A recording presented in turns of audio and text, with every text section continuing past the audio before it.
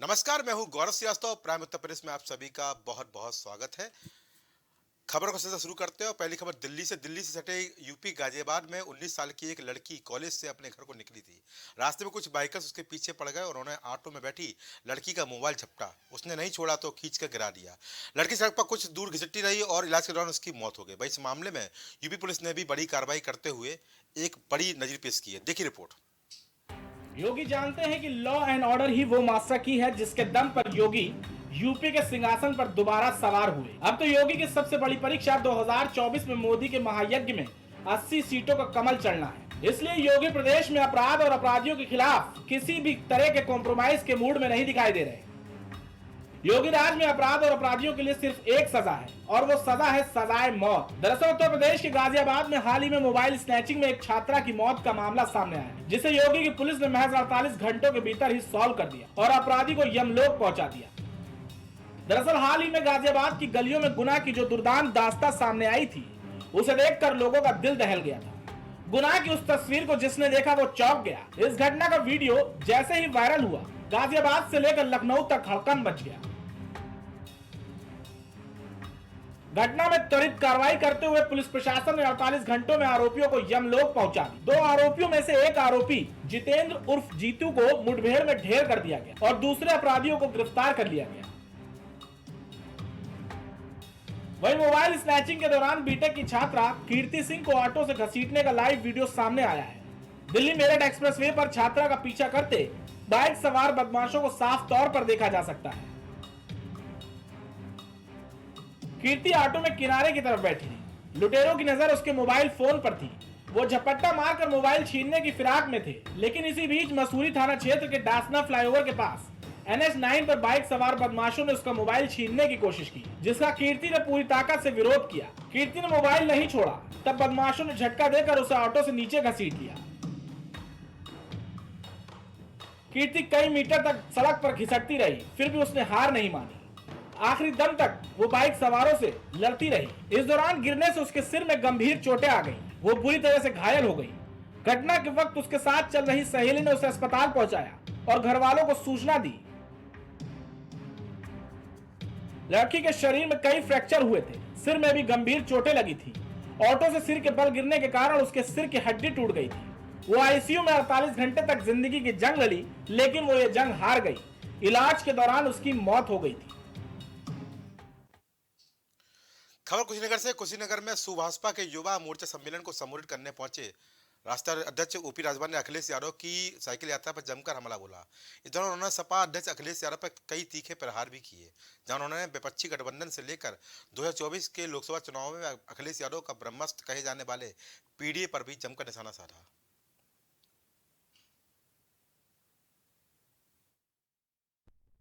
लीजिए, आप देखिएगा साइकिल जो उनकी यात्रा है वो उसकी हवा निकल जाएगी। आप देखिएगा, आपने देखा कि जितने भी योजना वो बनाते सिर्फ कागज पे हैं, धरातल पे उतारना बड़ा टफ हो जा रहा है उनके लिए। और आज जो नारा दे रहे हैं, अब पीडीए खत्म कर दिए, ये से अगड़ा शुरू किए। यही बतिया तो हम समझा रहे थे कि जब पी से पिछड़ा और डी से दलित, अ से अल्पसंख्यक, तो सामान्य वर्ग वहाँ क्या कर रहा है? उनको तो साथ छोड़ के हट जाना चाहिए ना। आप कहाँ गए? अगली खबर बहराइच में संविधान बचाओ संकल्प यात्रा को लेकर भीम आर्मी के राष्ट्रीय अध्यक्ष विनय रतन सिंह बहराइच पहुंचे, जहां टिकोरा मोड़ पर भीम आर्मी के मंडल अध्यक्ष संतोष कुमार और समर्थकों ने उनका स्वागत किया तथा मीडिया से बातचीत में उन्होंने बीजेपी सरकार पर जमकर हमला बोला। विनय रतन सिंह ने कहा कि जिस देश को व्यवस्थाओं के आधार पर चलना चाहिए, वह देश आज धर्म और जाति के आधार पर चल रहा है। उन्होंने 2024 के चुनाव को लेकर कहा कि भाजपा को हटाने का भरसक प्रयास करेंगे, क्योंकि भाजपा को हटाना बहुत जरूरी हो गया है। जो देश व्यवस्था के आधार पर चलना चाहिए था, अगर वो जाति और धर्म के आधार पर चलने लगे तो आप ही सोचिए उस देश की परिस्थिति क्या होगी। पूर्व प्रधानमंत्री चौधरी चरण सिंह का एक कोट मुझे याद आता है। उन्होंने कहा कि भारत की उन्नति का रास्ता भारत के खेत और खलिहानों से होकर गुजरता है। मुझे नहीं लगता कि आज देश में खेत खलिहानी कोई बात है। ये किसानों का देश है, ये मजदूरों का देश है। तो यहाँ पर व्यापारियों से ज्यादा किसानों और मजदूरों का देखरेख करनी पड़ेगी। अब आप देखिए ना, शिक्षा का प्राइवेटीकरण किस बड़े पैमाने पर हुआ है। अगर एक बड़े पैसे वाले का व्यक्ति का बच्चा अच्छे स्कूल में पढ़ रहा है, उधर ये गरीब मजदूर किसान का बेटा कहाँ पढ़ रहा है। तो ये किसान मजदूर के बेटे फर्क नहीं पड़ेगा, ये देश की व्यवस्था पर फर्क है। अगर दोनों बच्चे केवल पढ़े जिसमें क्षमता वो आगे बढ़ जाएगा, तो देश का उद्धार होगा, देश ही आगे बढ़ेगा।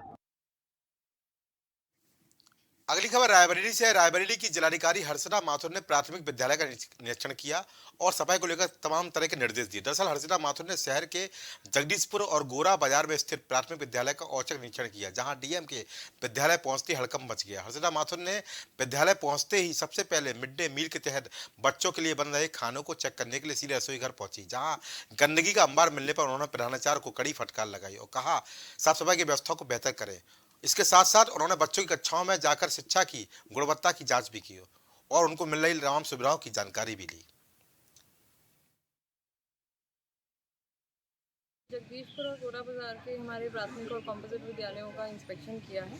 ये एक रूटीन इंस्पेक्शन था। उद्देश्य यही है कि जो ज़मीनी स्तर पे हम लोगों को बेसिक शिक्षा विभाग से सुविधाएं हमारे छात्रों को प्रदान की जानी है, उनके संबंध में मैं सत्यापन करने के लिए यहाँ पर आई थी।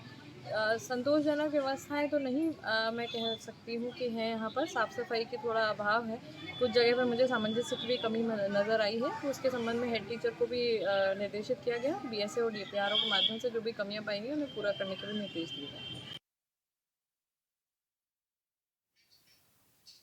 अगली खबर राजधानी लखनऊ से। लखनऊ में बकाया हाउस टैक्स वसूलने के लिए विभाग द्वारा अभियान चलाया जा रहा है। इसी क्रम में जोन 3 के जोनल अधिकारी संजय यादव टीम के साथ जानकीपुरम स्थित स्पेंसर स्टोर पहुंचे। बताया जा रहा है जिस बिल्डिंग में स्पेंसर की शॉप संचालित है उसका 8,54,000 रुपए का टैक्स बकाया है।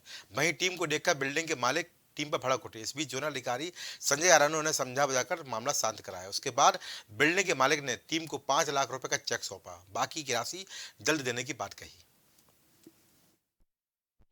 पॉलीथीन के खिलाफ अभियान चलाया जा रहा है, साथ ही साथ टैक्स वसूली का भी अभियान है और उसी में हम लोग अपनी टीम के साथ टैक्स वसूली और लाइसेंस शुल्क, पॉलीथीन अभियान, ये सारी चीज़ें एक साथ चला रहे हैं।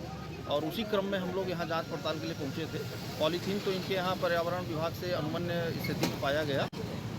बाकी टैक्स वसूली के संबंध में इनके यहाँ बकाया टैक्स की वसूली के लिए इनके द्वारा कहा गया है कि आज ही बकाया टैक्स जमा कर दिया जाएगा और शाम तक इनके भवन गृह कर जो है कॉमर्शियल, वो आज शाम तक जमा हो जाएगा। अगली खबर रायबरेली से। सरकारी जमीन पर हो रहे कब्जे को लेकर सरकार सख्त रुख अपनाए हुए है, लेकिन उसके बावजूद भी दबंग सरकार के आदेशों की जमकर धज्जियां उड़ा रहे हैं और सरकारी जमीनों पर कब्जा करने से बाज नहीं आ रहे हैं। मामला डलमऊ तहसील के बसंतपुर कठोइया गांव का है, जहां आबादी की जमीन पर दबंगों के द्वारा जबरन अवैध निर्माण कराए जाने की कोशिश की जा रही है, जिसको लेकर ग्रामीणों ने जिलाधिकारी हर्षिता माथुर को इस मामले से अवगत कराया है। यह है कि 20-25 परिवारों का आने जाने का रास्ता बिल्कुल बंद है और इन दबंगों द्वारा जो है चेक नंबर 480, 481 उस पर भी धान की फसल लगाए हुए हैं और जो 483 भूमि नंबर है उस पर हमारा आंगनबाड़ी केंद्र प्रस्तावित है। उस रास्ते पर ये जो है मकान बनाना चाह रहे हैं। कौन लोग हैं? प्रताप बहादुर सिंह, रणजीत बहादुर सिंह, विनोद बहादुर सिंह, डब्लू सिंह। कौन है ये लोग? ठाकुर बिरादरी है कौन ये लोग? अरे ये गांव के हैं। गांव के हैं जी। तो आज आप लोग कहाँ पे आए थे? डीएम साहब। कौशाम्बी से दिल दहला देने वाली खबर सामने है, जहां पुलिस ने 26 अक्टूबर को कुएं में मिली युवती की लाश के मामले में सनसनीखेज खुलासा किया है। पुलिस के मुताबिक प्रेमी से बात करने से नाराज युवती की मां ने अपनी छोटी बेटी और बहू के साथ मिलकर बड़ी बेटी की कुल्हाड़ी से गला काटकर हत्या कर दी थी। साथ ही शव को बोरे में भरकर कुएं में फेंक दिया था। आरोपी मां ने प्रेमी युवक को फंसाने के लिए थाने में अपहरण की झूठी रिपोर्ट भी दर्ज करा दी थी। वहीं पुलिस ने जब इस मामले में अपनी तफ्तीश शुरू की तो घटना खुलासा हुआ। आपको बता दें, ये घटना मंझनपुर कोतवाली इलाके के तेजवापुर गांव की है, जहां पुलिस ने हत्या के आरोप में मृतका की मां और छोटी बहन को गिरफ्तार कर लिया, कुल्हाड़ी भी बरामद कर ली है, जबकि घटना में शामिल मृतका का भाभी अभी फरार है।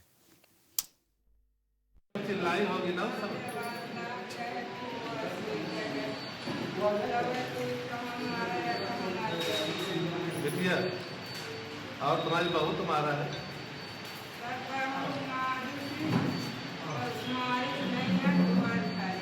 तो रही तो ना उसमें साल तुम लोग दया नहीं है उससे। क्यों मार दिया? क्या बात है? कौन अपराध किया?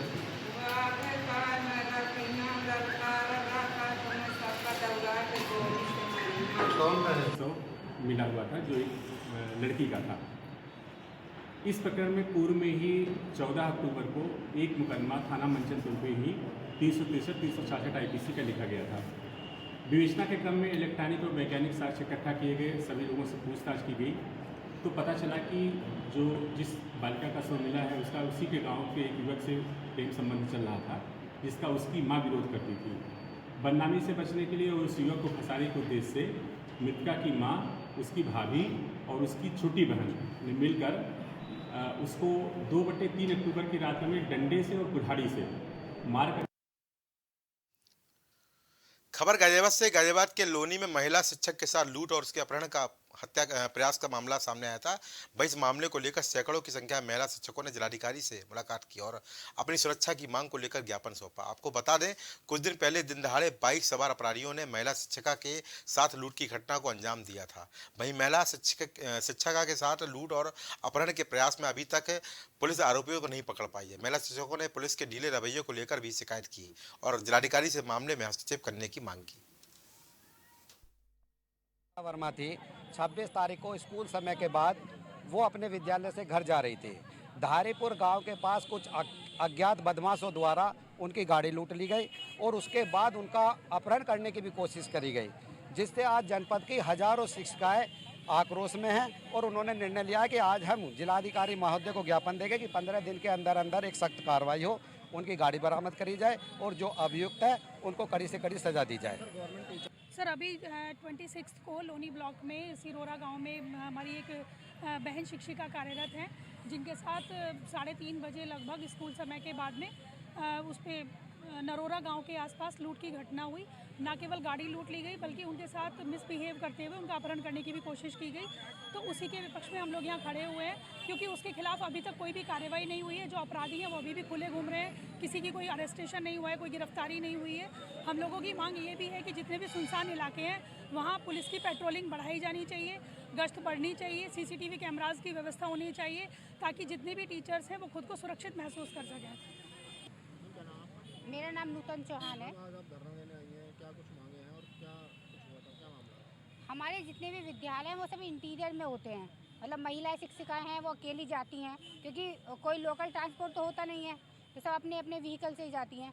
तो ऐसे में पुलिस प्रशासन द्वारा हमारा ये है कि हमारी महिला टीचर को जो है वो सुरक्षा दी जाए और जो केस अभी हुआ है उससे एक एग्जाम्पल सेट किया जाए कि महिलाएं लोनी ब्लॉक।